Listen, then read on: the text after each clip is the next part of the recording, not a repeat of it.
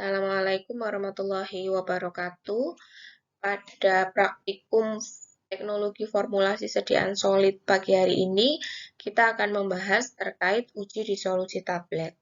Walaupun belum ada kuliahnya ya, tetapi di sini kita akan mempelajari terlebih dahulu terkait uji disolusi tablet. Nah, yang nanti akan dimantapkan di kuliah nanti yang insya Allah akan dilaksanakan pada hari Jumat.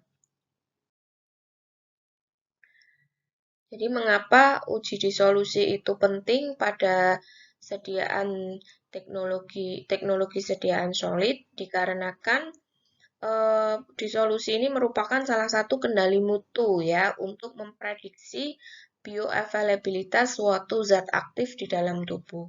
Jadi bioavailabilitas ini adalah ketersediaan hayati obat di dalam tubuh yang nantinya akan berpengaruh terhadap efek terapeutik atau farmakologi dari suatu zat aktif. Jadi ketika ketersediaan zat aktif di dalam tubuh itu cukup untuk mencapai target aksi, maka efek terapi yang diharapkan juga akan tercapai. Begitu pula sebaliknya, ketika ketersediaan hayatinya tidak cukup untuk mencapai target aksi, maka efek terapi yang kita harapkan juga tidak akan tercapai, gitu ya.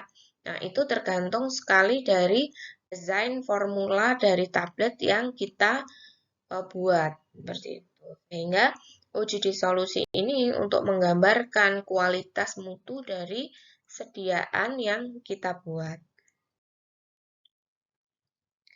Nah, proses absorpsi obat sendiri di dalam tubuh setelah kita memformulasikan suatu bentuk sediaan, yaitu tablet atau kapsul, maka ketika diminum dan masuk ke dalam tubuh, dia akan mengalami proses disintegrasi menjadi agregat yang ukurannya lebih kecil, kemudian dia akan mengalami diagregasi menjadi partikel-partikel yang lebih halus. Setelah dia mencapai menjadi partikel yang halus, baru dia akan terabsorpsi atau terdisolusi dan terabsorpsi untuk mencapai ke target aksi, yaitu di mana? Bisa di darah, atau di cairan tubuh, atau jaringan tubuh yang lainnya. Seperti itu. Nah, untuk memudahkan kita melakukan uji disolusi, kita akan melihat video singkat tentang uji disolusi.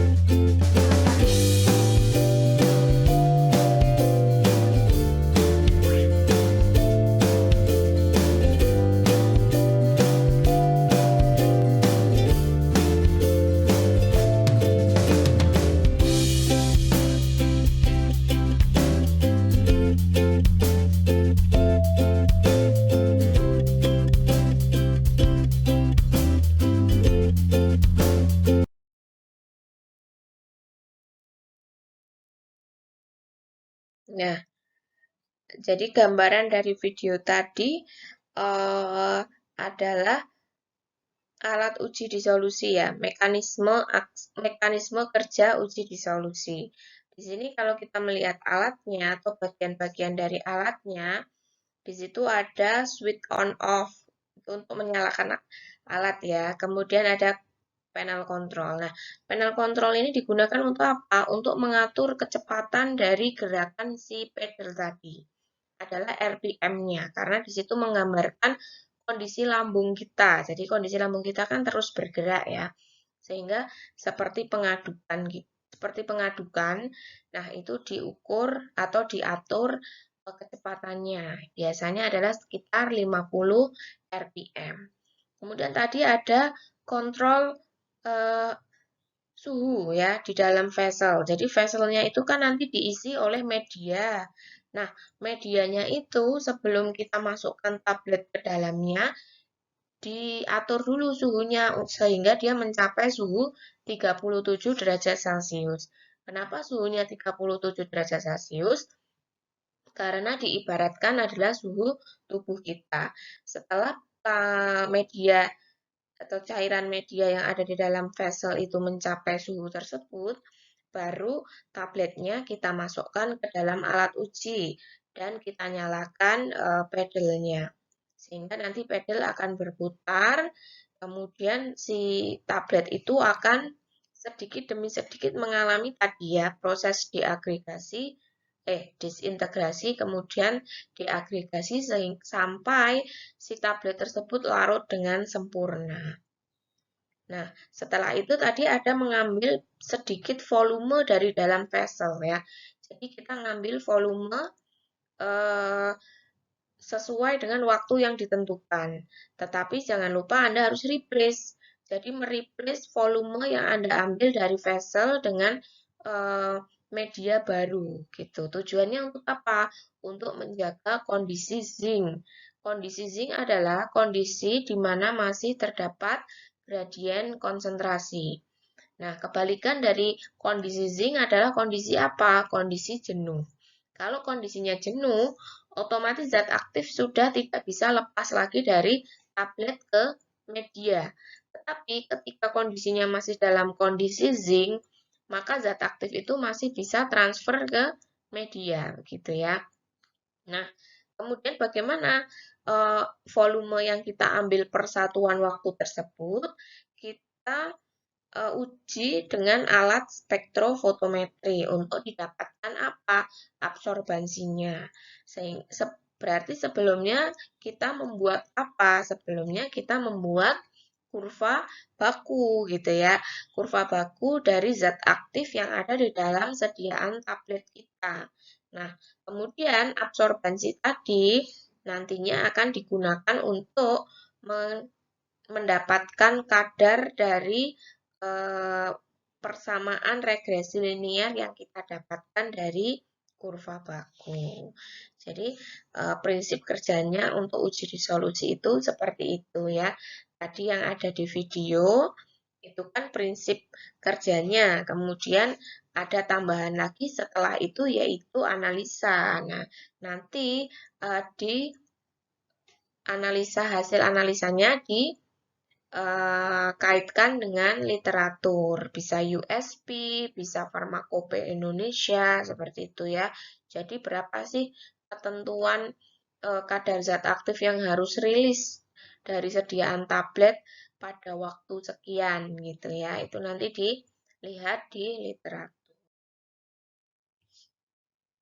Nah, uji disolusi yang ada di buku petunjuk praktikum Anda yaitu tadi alatnya sudah dijelaskan ya kurang lebihnya.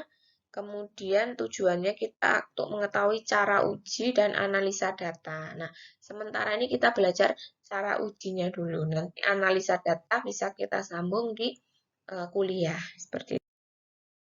Lalu media. Kenapa media ini penting? Karena apa? Media ini harus sesuai dengan zat aktif yang kita gunakan gitu ya. Sama dengan prinsip ekstraksi, harus menggunakan pelarut yang sesuai dengan kepolaran dari zat aktif. Media uji disolusi pun seperti itu. Harus disesuaikan dengan sifat dari zat aktif sediaan yang kita gunakan. Nah, kita bisa menggunakan media seperti media lambung atau seperti media usus gitu ya. Lambung dengan pH 1,2, kalau usus dengan pH 6,8. Bagaimana cara membuatnya? Di sini sudah tertera komposisi dan berapa jumlah yang harus Anda timbang gitu ya. Selain dua media ini, Anda juga bisa menggunakan media dapar ya. Seperti yang di buku petunjuk praktikum Anda, itu media yang digunakan adalah dapar fosfat ya. Atau Anda bisa menggunakan media yang lain, yaitu apa?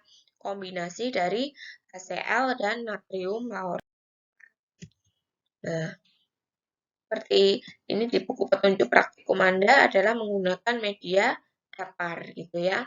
Kapan Anda menggunakan media usus, lambung, atau dapar? Nah, itu tergantung dari jenis zat aktif yang Anda gunakan atau target aksi dari obat yang memang akan Anda tuju gitu ya.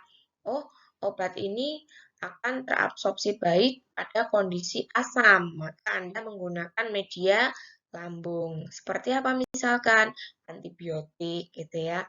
Oh, obat ini akan terabsorpsi baik pada media usus 6,8, maka Anda menggunakan media usus gitu ya, pH 6,8. Contohnya obat-obat apa?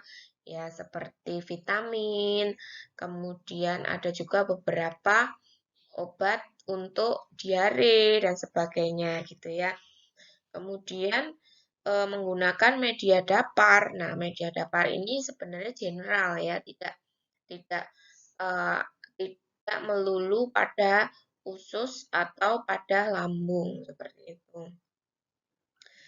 Lalu ini mekanisme kerjanya yang tadi juga sudah dijelaskan di video ya. Jadi tertulis di sini.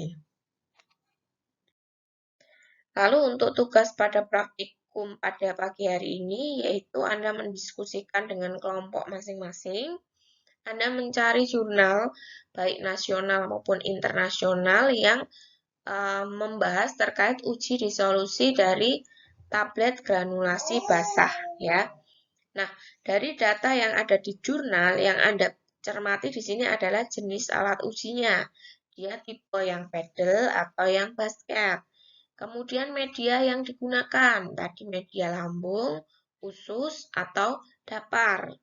Kemudian data absorbansinya, lalu hasil uji dari disolusinya gitu ya. Apakah sudah memenuhi persyaratan literatur atau persyaratan dari farmakope atau USP. Kemudian data tersebut Anda gunakan sebagai data virtual untuk menyusun laporan praktikum uji disolusi pada pertemuan hari ini ya. Nah, selanjutnya nanti akan kita bahas lagi di kuliah. Begitu ya. Sudah cukup jelas.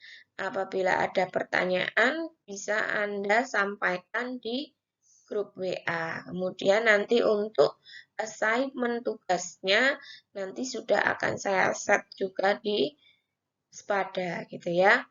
Terima kasih atas perhatiannya.